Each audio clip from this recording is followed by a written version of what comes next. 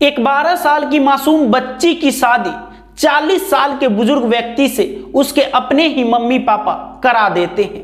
वो लड़की अपने ससुराल जाती है तो उसके पति उसके साथ जबरदस्ती करने लगते हैं, शारीरिक संबंध बनाने लगते हैं। वो लड़की भाग आती है अपने परिवार, अपने घर, अपने पिता से बोलती है कि मैं उसके साथ नहीं रहूंगी, वो बड़ा नालायक किस्म का इंसान है। पिताजी बोलते हैं तुम्हारे लिए मेरे घर का भी दरवाजा बंद है, तुम्हें रहना है तो उसी के साथ रहना है, वरना मेरे घर मत आना। वो लड़की बार बार अपने घर आ जाती थी तो पिताजी उस लड़की से तंग हो जाते हैं और अपनी ही बेटी के खिलाफ थाने में एफआईआर दर्ज करवा देते हैं। वो लड़की चोरी के इल्जाम में जेल भी जाती है। जब जेल से वापस आती है तो अपनों से भरोसा उस लड़की का बिल्कुल उठ चुका था। वो लड़की बिहार की तरफ रुख करती है और भारत का सबसे बड़ा डकैत बनती है। नमस्कार, आदाब, सलाम, सत श्री अकाल। मैं हूं विकास वैभव और आप देख रहे हैं क्राइम प्लेस। आज हम बात कर रहे हैं फूलन देवी के बारे में। फूलन देवी का जन्म 1963 ईस्वी में उत्तर प्रदेश के जहलान जिला में हुआ था। उनके पिताजी का नाम था देवदीन मल्लाह। वो मल्लाह जाति में पैदा हुई थी और उनके पिताजी के 4 बच्चे थे और 4 बच्चों में से सबसे छोटी थी फूलन देवी। 2 भाई थे और 2 बहन। फूलन देवी के पिताजी और उनके चाचा जी में अक्सर लड़ाई झगड़ा होती रहती थी, क्योंकि फूलन देवी के चाचा जी फूलन देवी के सारे जमीन पे कब्जा कर लिए थे। वो जमीन देने का नाम ही नहीं ले रहे थे तो फूलन देवी गाली देने लगती थी, चौड़े में आ जाती थी और जो भी आम बोलचाल की भाषा में गाली गलौज होती थी वो 10 साल के ही एज में अपने चाचा को देने लगती थी। फूलन देवी काफी कुछ बोलती थी और यहां तक कि गांव के लोगों से भी लड़ाई झगड़ा कर लेती थी। फूलन देवी का व्यवहार आम जो बच्चे होते हैं उनसे बिल्कुल भिन्न था। किसी भी प्रकार से वो लड़कों से कम नहीं थी। फूलन देवी का दहशत गांव के लोगों में बढ़ता गया। दहशत का मतलब यहाँ पे ये था कि 10 साल में कोई लड़का किसी की इज्जत ना करता हो और किसी की बातों पे लड़ जाता हो, यहां तक कि अपने चाचा का मारकर ईंट से सड़ फोड़ देता हो, तो यहां पे उस बच्चे के लिए दहशत ही बोला जाएगा। गांव के लोगों से भी कंप्लेन आने लगा उनके पिताजी के पास कि तुम्हारी बेटी मुझे अनाप शनाप बोलती है, लड़ जाती है, मेरे बेटे की पिटाई कर दी है। फूलन देवी के नाम से कई कंप्लेन उनके पिताजी के पास आने लगे। फूलन देवी के पिताजी फूलन देवी के व्यवहार से बिल्कुल तंग हो चुके थे, परेशान हो चुके थे। तो 12 साल की उम्र में ही फूलन देवी की शादी 40 साल के बुजुर्ग व्यक्ति से कर देते हैं। फूलन देवी की शादी हो जाती है। फूलन देवी अपने ससुराल जाती है तो उसके पति उसके साथ जबरदस्ती शारीरिक संबंध बनाते हैं। कहें तो 12 साल की उम्र में ही फूलन देवी के साथ उसके पति रेप करते हैं। यहाँ पे रेप यूज करने का मतलब मेरा ये था कि भारतीय कॉन्स्टिट्यूशन के अनुसार अगर आप अपनी पत्नी के साथ ही अगर जबरदस्ती शारीरिक संबंध करते हैं तो रेप की ही श्रेणी में आता है। तो 12 साल की उम्र में उस लड़की के साथ जबरदस्ती रेप किया जाता है।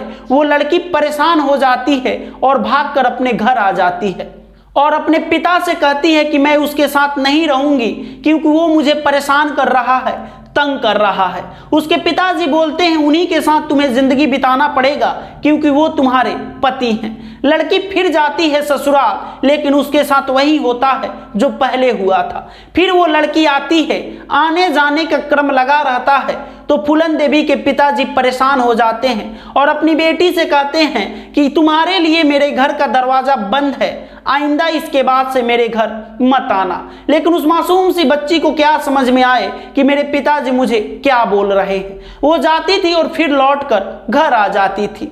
फूलन देवी के पिताजी अपनी ही बेटी को झूठे मुकदमे में फंसा देते हैं कि मेरी बेटी मेरे घर से अंगूठी चोरी की है। इस जुर्म में वो लड़की जेल भी जाती है, 3 दिन हिरासत में रहती है और 3 दिन पुलिस वाले उस मासूम सी बच्ची के साथ शारीरिक संबंध बनाते हैं, जबरदस्ती रेप करते हैं। फूलन देवी वापस जेल से जब बाहर आती है तो उसके पिताजी फिर भेज देते हैं उसे उसके पति के पास। जब वो अपने ससुराल जाती है और वहां पर रहने लगती है तो पता चलता है कि उसके पति दूसरी शादी कर लिए हैं। तो वहां भी लड़ाई झगड़ा होने लगता है। लड़ाई झगड़ा करके फूलन देवी अपने घर आ जाती है। पिताजी फूलन देवी को बहुत कुछ बोलते हैं, भला बुरा बोलते हैं, उसे बुरा लगता है और फूलन देवी बीहड़ की तरफ रुख कर लेती है। यहाँ पे क्लियर नहीं है कि फूलन देवी अपने आप बीहड़ गई थी या फूलन देवी का किडनैप करके कुछ गुंडे ले गए थे, क्योंकि जब फूलन देवी से ये बात पूछा गया तो फूलन देवी मुकर गई ये बात बताने से कि वो बीहड़ तक का सफर कैसे तय की। वो बोली कि ईश्वर का यही लिखा था, यही मंजूर था, यही रास्ता था, तो चली गई बीहड़। फूलन देवी कुछ भी क्लियर नहीं बता पाई।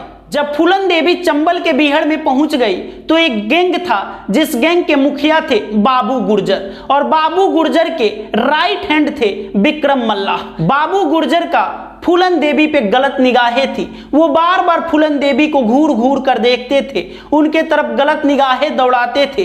वे सोचते थे कि जब भी फूलन देवी अकेले में मिल जाए तो उसके साथ मैं जबरदस्ती दुष्कर्म करूंगा। और हुआ कुछ ऐसे ही कि रात्रि में सभी लोग कोई ना कोई काम में व्यस्त थे, तो बाबू गुर्जर फूलन देवी को अकेले देखकर उसके साथ जबरदस्ती शारीरिक संबंध बनाने की कोशिश करने लगता है। तभी विक्रम मल्लाह आते हैं और अपने कमर से रिवॉल्वर निकालते हैं और अपने मुखिया कहें तो बाबू गुर्जर को गोली मार देते हैं। क्यों आखिर विक्रम मल्लाह अपने गुट के मुखिया को बाबू गुर्जर को क्यों गोली मार दिए? क्योंकि विक्रम मल्लाह फूलन देवी से प्यार करते थे, दोनों एक दूसरे से प्यार करते थे, और वो अपने आंखों के सामने देखे कि फूलन देवी के साथ ये रेप कर रहा है, बलात्कार कर रहा है, तो ये जोश जोश में आके अपने ही गुट के मुखिया को गोली मार दिए। बाबू गुर्जर के मरने के बाद गुट के मुखिया बन जाते हैं विक्रम मल्लाह। जब गुट के मुखिया विक्रम मल्लाह बन गए तो गुट में फूलन देवी की बात का भी वेट होने लगा, क्योंकि फूलन देवी विक्रम मल्लाह से प्यार करती थी और विक्रम मल्लाह भी फूलन देवी से प्यार करते थे। एक दिन फूलन देवी विक्रम मल्लाह से कहती है कि एक दिन चलना है एक गांव जहां पे मेरी शादी हुई थी और मेरे पति मेरे साथ दुर्व्यवहार किया था, दुष्कर्म किया था और जबरदस्ती मेरे साथ शारीरिक संबंध बनाया था। विक्रम मल्लाह को लेके फूलन देवी पहुंच जाती है अपने पति के गांव और अपने पति को बीच चौराहे पे खड़ा करके बहुत पीटती है, मारती है, और उस गांव में ये चेतावनी देकर आती है कि कोई भी बुजुर्ग व्यक्ति किसी भी नाबालिग लड़की से शादी करेगा तो वो समझ जाए कि फूलन देवी उसे जान से मार देगी। उस गांव में दहशत फैल जाता है फूलन देवी के नाम से, और उस गांव में कोई भी नाबालिग लड़की के साथ शादी करने से ही डरने लगता है। बाबू गुर्जर के दो कुख्यात अपराधी श्री राम और लाला राम जेल में थे। जब वो जेल से बाहर निकले तो उन्हें पता चला कि उनके गुट के मुखिया बाबू गुर्जर की मौत हो गई है, और मौत देने वाला कोई और नहीं उन्हीं के ग्रुप के विक्रम मल्लाह था। श्री राम और लाला राम को यह भी पता चल गया कि बाबू गुर्जर यानी कि हमारे ग्रुप के मुखिया को विक्रम मल्लाह क्यों मारा है। वे जान गए कि वे फूलन देवी के चक्कर में, प्यार के चक्कर में पड़ के वे हमारे मुखिया को मारा है। उनकी दुश्मनी हो गई विक्रम मल्लाह और फूलन देवी से। दो गुट में बंट गया वो गुट, एक मल्लाहों का गुट जिसका मुखिया विक्रम मल्लाह थे और एक राजपूतों का गुट। श्री राम और लाला राम राजपूत जाति से थे तो वे चाहते थे कि गुट में हमारी राजपूत जाति का बोलबाला हो, और विक्रम मल्लाह चाहते थे कि हमारे ग्रुप में मल्लाहों की बोलबाला हो। इसीलिए ये ग्रुप दो जातियों में बंट जाती है और दोनों जातियों के ग्रुपों के बीच में भिड़ंत होती है, और ये श्री राम और लाला राम विक्रम मल्लाह को गोली मार देते हैं और फूलन देवी को लेके चले जाते हैं यूपी के एक गांव में। उस गांव में फूलन देवी को कैद कर देते हैं एक रूम के अंदर और जबरदस्ती 3 हफ्ते तक फूलन देवी के साथ दुष्कर्म करते हैं, शारीरिक संबंध बनाते हैं। यहां तक कि फूलन देवी को खाने तक को कुछ नहीं देते थे और जबरदस्ती फूलन देवी के साथ शारीरिक संबंध बनाते थे। वे फूलन देवी को इसीलिए परेशान करते थे, इसीलिए उनके साथ जबरदस्ती शारीरिक संबंध बनाते थे, क्योंकि उनका मानना यह था कि हमारे ग्रुप के मुखिया को मौत के घाट, इसीलिए वो बाबू गुर्जर को इसीलिए मौत के घाट उतारा है क्योंकि वो फूलन देवी के साथ नाजायज संबंध में था। तो वो फूलन देवी को दोषी मानते थे, इसीलिए वो जबरदस्ती फूलन देवी के साथ दुष्कर्म करते थे, उन्हें तकलीफ देते थे और उन्हें काफी मारते पीटते थे। विक्रम मल्लाह के गैंग में थे मानसी। मान सिंह को पता चल गया कि फूलन देवी को कहां किडनैप करके ये लोग रखे हैं, क्योंकि जब 3 हफ्ता बीत गया तो ये लोग भी चैन की नींद सोने लगे और फूलन देवी पे नजर भी नहीं रखते थे। तो विक्रम मल्ला के गैंग के जो मान सिंह थे वे पहुंच जाते हैं उसी गांव में और फूलन देवी को छुड़ाकर अपने बिहड़ लेकर आ जाते हैं, चंबल लेकर आ जाते हैं और दोनों के बीच प्रेम प्रसंग चलने लगता है। मान सिंह और फूलन देवी के बीच में प्रेम प्रसंग चलने लगता है। दोनों एक दूसरे से प्यार करने लगते हैं। दोनों एक गुट बनाते हैं, मल्लाह ग्रुप, और इस ग्रुप में खाली मल्लाह जाति के लोगों की ही एंट्री होती थी, क्योंकि मल्लाह जाति का एक ऐसा भयानक ग्रुप बनाते हैं और जो भी वारदात और घटना को अंजाम देते थे, लूट करते थे, उस लूट के पैसे को मल्लाह जाति के लोगों के बीच में बांट देते थे और उनकी जाति में जो लोग गरीब थे उनकी बेटियों की शादी करा देते थे। जो नया मल्लाह ग्रुप बना था उस ग्रुप की मुखिया फूलन देवी ही थी। जब ये गुट काफी मजबूत हो गया तो फूलन देवी अपनी पूरी यूनिट को, पूरी ग्रुप को लेकर पहुंच जाती है उसी गांव में जिस गांव में फूलन देवी को कैद करके 3 हफ्ते तक कंटिन्यू लगातार शारीरिक संबंध और उन्हें मारा गया था, पीटा गया था और दुष्कर्म किया गया था। उसी गांव में पहुंच जाती है। उस गांव में राजपूत जाति का शादी समारोह था। शादी समारोह में फूलन देवी के ग्रुप के सभी गुंडे, कहें तो सभी डकैत, पुलिस की ड्रेस में पहुंच जाते हैं और जो लोग उनके साथ दुष्कर्म किए थे उसमें से 2 लोगों को फूलन देवी धर दबोचती है। जब फूलन देवी 2 लोगों से पूछताछ करती है कि और कहां हैं, तो वे लोग बताते हैं कि उन्हें लगता है पहले ही पता चल गया था, इसीलिए वे लोग फरार हो गए हैं। फूलन देवी राजपूत जाति के 22 लोगों को खड़ा करती है और उन्हें गोलियों से भून देती है। उत्तर प्रदेश क्या कहें, पूरे भारत में ये खबर सनसनी बन गई कि फूलन देवी एक डकैत है जो 22 राजपूत जातियों के लोगों को भून दी है। ये बात मिट्टी की तेल की तरह पूरे भारत में फैल गया और उस समय उत्तर प्रदेश के मुख्यमंत्री थे वीपी सिंह। मजबूरन वीपी सिंह को मुख्यमंत्री पद से त्याग पत्र देना पड़ा, इस्तीफा देना पड़ा। पूरे भारत में फूलन देवी का दहशत बन गया था, क्योंकि उसके नाम से ही लोग कांपने लगे थे। इस वारदात के बाद फूलन देवी एक ऐसा नाम बन गई जिसके नाम सुनते ही लोगों के पैंट गीली हो जाती थी, लोगों के जहन में एक डर हो जाता था, मौत आ जाती थी उन्हें फूलन देवी के नाम सुनते ही। फूलन देवी भारत में एक कुख्यात डकैत के रूप में जाने लगी। उस समय भारत के प्रधानमंत्री थी इंदिरा गांधी। इंदिरा गांधी प्यार से इस मैटर को निपटाने की कोशिश करती है। उस समय भिंड के एसपी थे राजेंद्र चतुर्वेदी। इंदिरा गांधी बोलती है कि जैसे भी हो, कैसे भी हो, फूलन देवी को अगर वो सरेंडर करना चाहती है तो उन्हें सरेंडर करवा दिया जाए। राजेंद्र चतुर्वेदी कोशिश करने लगते हैं और वो फूलन देवी के पास अपना खत भिजवाते हैं कि आप सरेंडर कर लीजिए, आपको किसी भी प्रकार से कोई भी दिक्कत प्रशासन से नहीं दिया जाएगा। लेकिन फूलन देवी उनकी बातों को नजरअंदाज कर देती है और ऐसे ही 2 साल बीत जाता है। लेकिन जो भिंड के एसपी थे राजेंद्र चतुर्वेदी, वो लगातार कोशिश करते रहते हैं कि आप सरेंडर कर दीजिए, आपको किसी भी प्रकार से कोई भी दिक्कत नहीं दी जाएगी। फूलन देवी सरेंडर करने के लिए राजी हो जाती है, लेकिन 6 शर्त रखती है कि ये शर्त अगर सरकार को मंजूर होगी तभी मैं सरेंडर करूंगी। सरकार बोलती है आप अपना शर्त भेजिए, हमें मंजूर है। तो फूलन देवी अपना 6 शर्त लिखकर भेजती है एसएसपी राजेंद्र चतुर्वेदी के पास। पहला शर्त था उत्तर प्रदेश में सरेंडर नहीं करूंगी, और दूसरा शर्त था कि मध्य प्रदेश में सरेंडर करूंगी मुख्यमंत्री अर्जुन सिंह के सामने। तीसरा शर्त यह था कि मैं किसी भी पुलिस अधिकारी के सामने अपनी हथियार नहीं रखूंगी, मैं दुर्गा माता और गांधी जी के तस्वीर के सामने अपना हथियार रखूंगी और समर्पण करूंगी। चौथा शर्त यह था कि किसी भी हमारे गैंग के मेंबर को 8 साल से ज्यादा सजा नहीं होनी चाहिए। पांचवा शर्त यह था कि हमारे सदस्य को, हमारे गैंग के मेंबर को फांसी की सजा नहीं होनी चाहिए।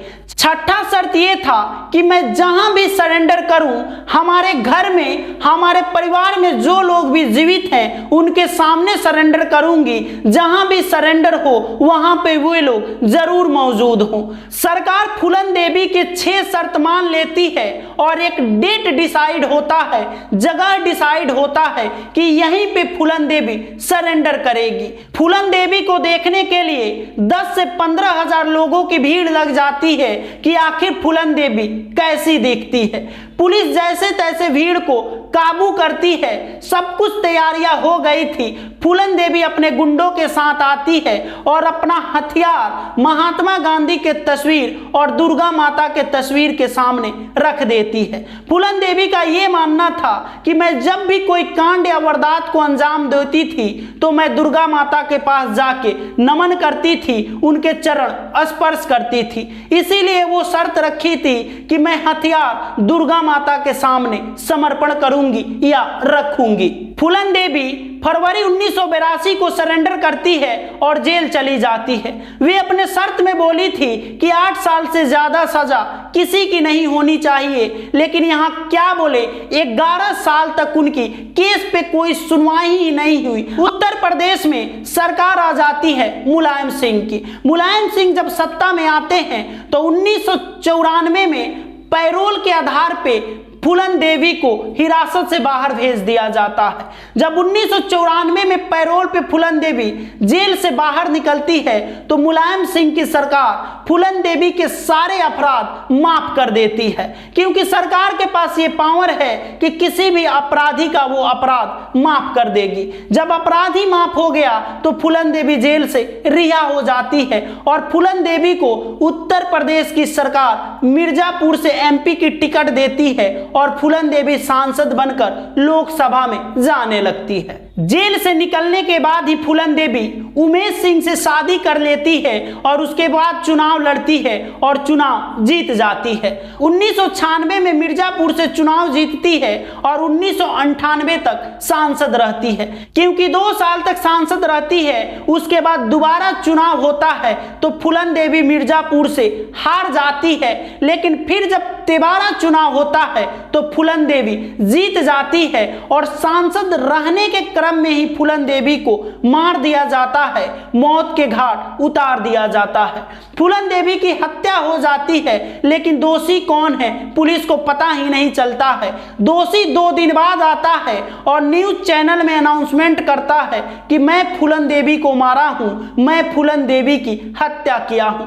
पुलिस उसके पास पहुंचती है, हिरासत में ले लेती है और जेल के सलाखों के पीछे तिहाड़ जेल में भेज देती है। लेकिन वो शख्स बोलता है कि मैं अपनी मर्जी से जेल जा रहा हूं और अपनी मर्जी से जब दिल करे तब वापस आ जाऊंगा। और ठीक वैसा ही होता है कि वो इंसान जेल से बाहर निकल जाता है, जेल से फरार हो जाता है और अफगानिस्तान चला जाता है। और अफगानिस्तान पहुंचकर ये बोलता है कि मेरा मन करेगा तभी मैं इंडिया आऊंगा और तिहाड़ जेल जाऊंगा। यही है फूलन देवी की जन्म और हत्या तक की कहानी। अगले एपिसोड में मैं बताऊंगा कि फूलन देवी का मारने वाला कौन था, फूलन देवी की हत्या कैसे हुई। आप अपनी राय जरूर दीजिएगा उस पूरी वारदात में क्या हमसे छूटा है और क्या मैं अगले एपिसोड में आपको बताऊं। यही है आज की कहानी। कल रात्रि मिलेंगे 7 बजे किसी और नई कहानी के साथ। नमस्कार, चैनल को सब्सक्राइब कर लीजिएगा। जय हिंद।